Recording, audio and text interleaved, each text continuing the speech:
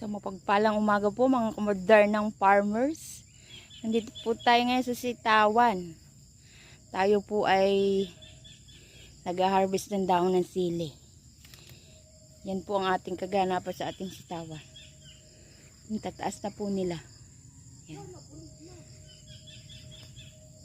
Yan po si modernang farmer.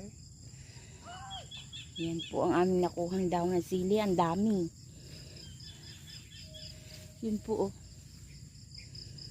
Ang dami. Amin pong ninarbis are. Yan po ang kaganapan sa ating sitawan. Ang tataas na po nila. Ito ang daon ng sili.